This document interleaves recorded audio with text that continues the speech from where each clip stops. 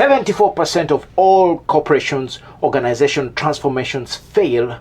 And in this video, I want to share with you how you can prevent that and or beat the odds. My name is Coach Phil, and I've been in the business for over 15 years, helping companies, helping CEOs to turn things around. Most important, to create high performance cultures that make both the top line and bottom line beautiful to look at. So if you are one of those CEOs who's looking for breakthrough and always wondering why don't things move the way they are, there might be something that you're missing, and I've got some interesting information for you right here today. I've got the research from McKinsey, BCG, Bain, and Gallup, and this is research that I have been going through over the last weekend, and it's designed, or it is research about business turnarounds, and most importantly, what is failing businesses. Now, what I'm about to share with you will terrify you and or save your company depending on how you use it, okay? Because you are the ultimate user for this. So why do these companies fail? 74%. That is a lot, okay? And think about it, 74%. Wow.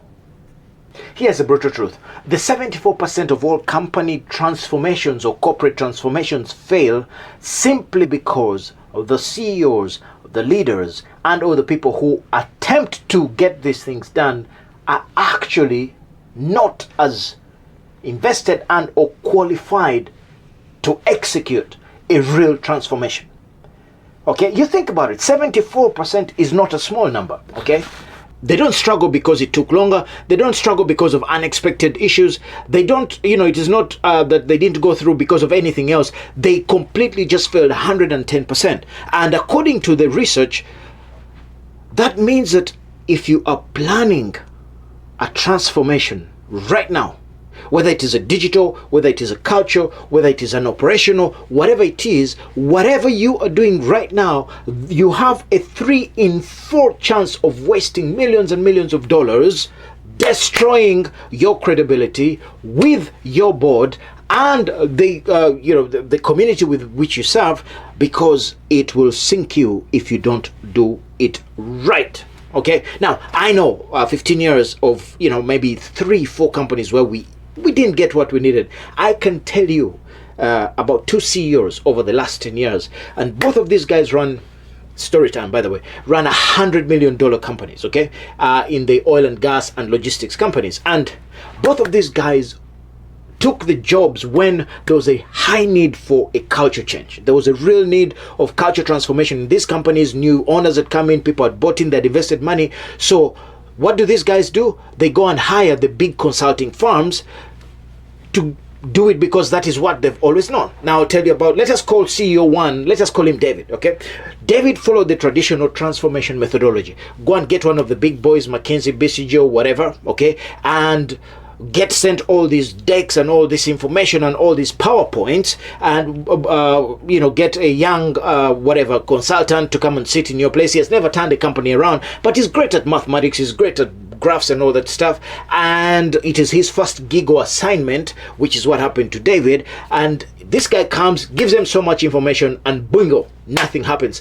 18 months later, $1.3 million spent. This was the situation going on. Number 1, systems were half implemented, okay? Most things were half, okay? And number 2, employees were completely disengaged. Number 3, everybody was questioning, especially the board was questioning his leadership, saying, dude, what's going on? What happened, okay? And in 2 months after that, he was replaced. Why? If people invest, they want a return immediately. Now, on the other hand, let us look at CEO number 2. Let us call them Patricia, okay? Patricia used what we call the rapid influence failure proof protocol, okay? This is a system of operationalizing a culture change, okay? The same challenges that David was facing is exactly what Patricia was facing, but this was the opposite side. This is exactly what we did that was different from David. In Patricia's first 90 days, she had 3 measurable wins that everyone could see. Three, number one, there was clarity. Number two, there was momentum. Number three, the leadership team knew exactly what was on the line, what was expected in terms of sacrifice, and the repercussions of not doing that. Now, by month 6, employee engagement had increased by 45% because there was clarity, because people knew what they were doing, because people were engaged in what they love to do. Okay, she had cleaned out and gotten rid of the fat, the baggage, where people were, roles were being done by 3, 4, 5 people. She had trimmed all of that out, and she had a lean machine that was executing better. By month 12, she not only had completed the transformation, but she had increased EBITDA by almost 25%. Okay, just imagine that. She just got her CEO tenure increased, extended to 6 years because of what she had done. The board was so surprised and mesmerized and happy because of what she had done. Implemented the rapid influence system, which is about the mind, the heart, and execution every day. It's about results. We don't do decks, we do results. Now, what was the difference? Patricia understood the 5 fatal transformation flows that kill most change initiatives. She understood it with all her heart and soul. On the other hand, David did not. Or he probably knew about it, but he did not follow. What are the flows? Flow number one, not fact-based baseline. What does that mean? Get a consultant before you get the whole picture. Begin to get things and changing things. You cannot improve things without data. You cannot improve things without real data. Data rules, baby. That's what we say at Intelligent Performance. Data rules all the time, every time. Flow number 2, goals that sound good at the top level, but sound like Arabic literature to the people downstairs. Why? The rest of the team could not appreciate and or understand what was going on, so the middle leadership got frustrated and they did not discard things all the way down. That was a flaw that David did not see, but Patricia understood it and made her prepositions much easier for everybody to say. Flow number 3, putting B players on A priority initiatives. What does that mean? Having the wrong people in the wrong roles. Most important, having B, C players. And this is what leaders who are cowards do, okay? Instead of getting rid of they just do whatever you want to call it, okay? So, when leaders don't have the ability to courageously get rid of B players, C players, and all people like that, then it becomes harder.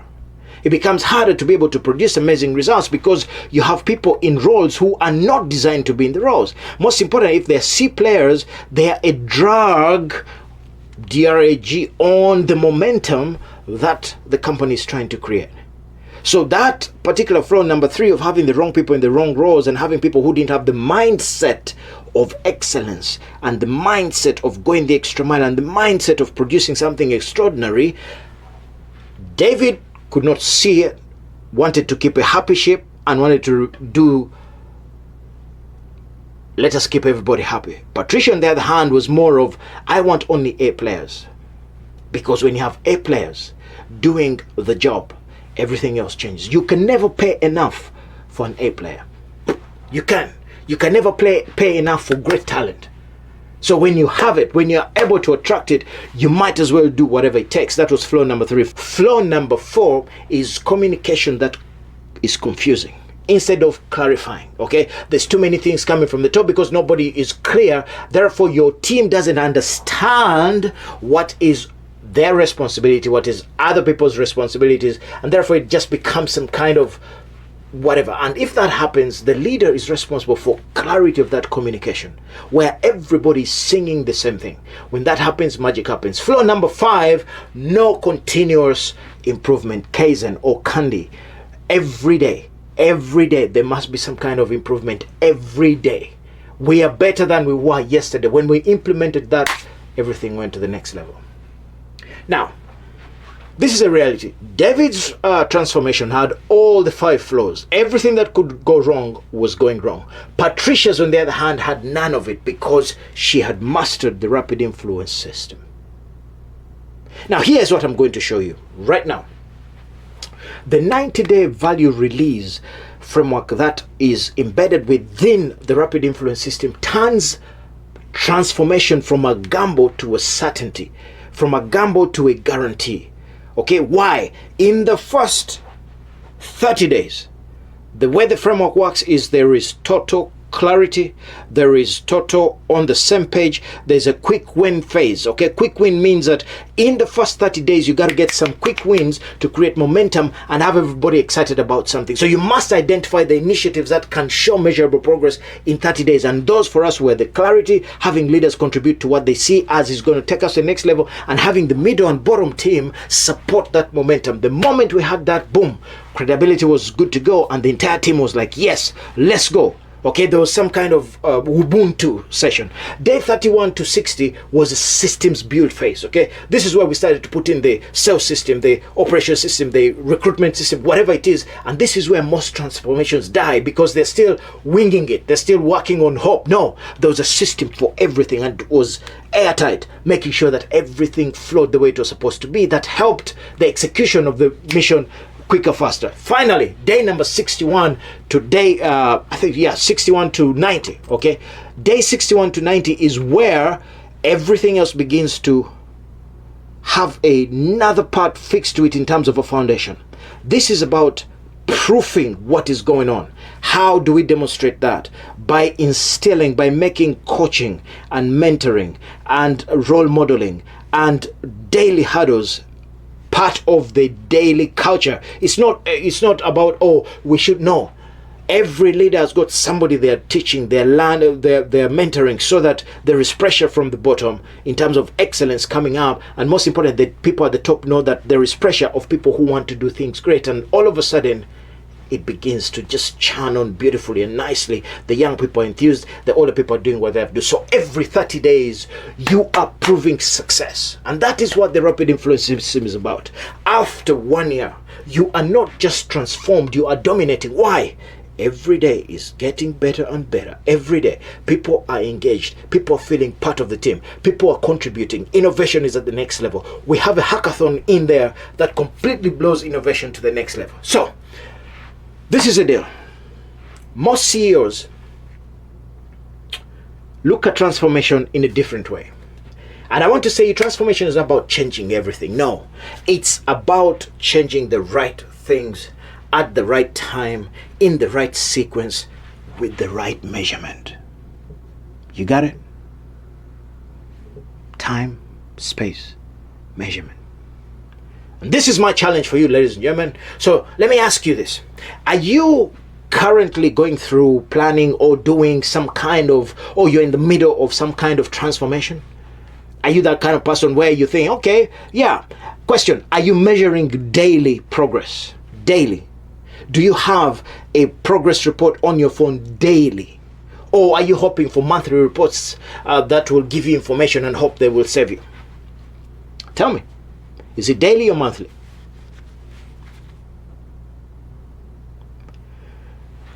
Because you've heard this before. Hope is not a strategy. And the board will not accept,